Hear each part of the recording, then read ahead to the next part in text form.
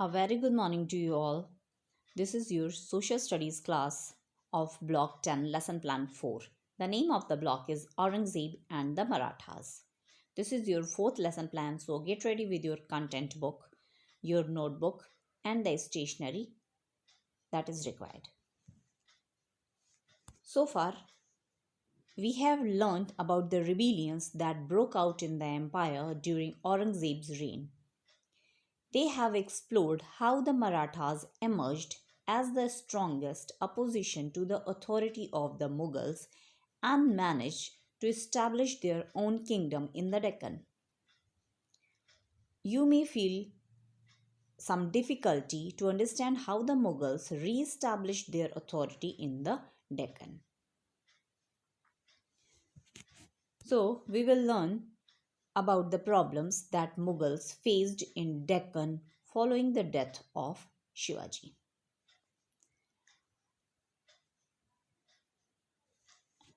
Now, tell me the reason of this question, that how did the Marathas establish themselves as a political rival of the Mughals? The Marathas had been politically important in the Deccan region for a long time because they were skilled warriors who were important for the local rulers. As the result, they had always been a part of the state making process. As in the infighting between the Deccan state increased, the power of Marathas also increased. Powerful Maratha families began to carve out kingdom of their own. Shivaji's predecessors from the Bhosle family did the same. Now review the section Aurangzeb's later reign. You can pause the video here, read the section, come back. I'm ready with few of the question. You should be ready with the answers. Now I hope you are done. Now, how did the death of Shivaji affect the Maratha kingdom? With Shivaji's death, there was a temporary loss of a strong leader. He had fought the Mughals and the Deccan kingdoms throughout his rule. Aurangzeb almost immediately turned his attention to the Deccan and laid siege on the Marathas.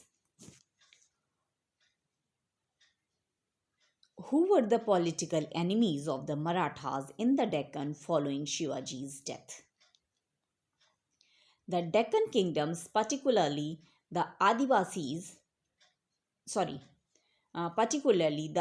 Shahis, were constant rivals of the Marathas.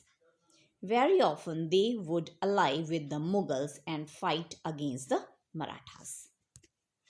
Then the next question, how did the Mughals re-establish their authority in the Deccan?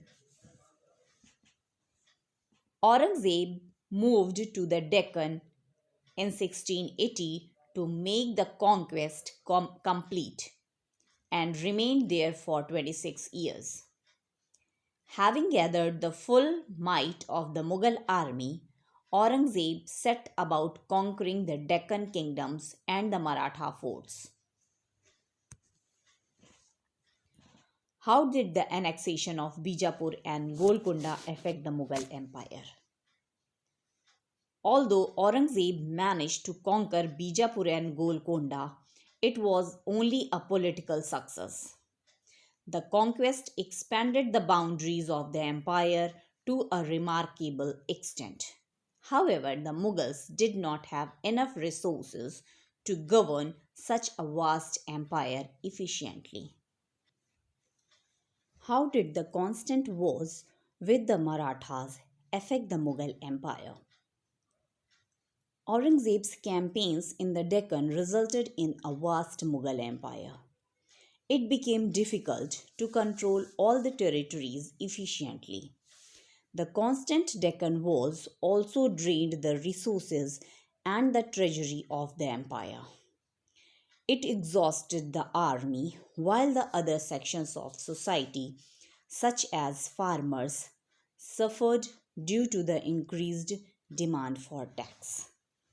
As the ruler had shifted to the Deccan, other parts of the empire were left relatively unprotected.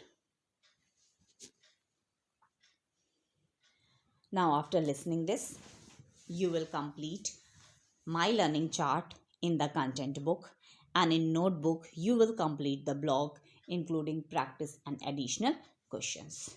I hope you understood it well. Please complete your work on time. Thank you and have a nice day.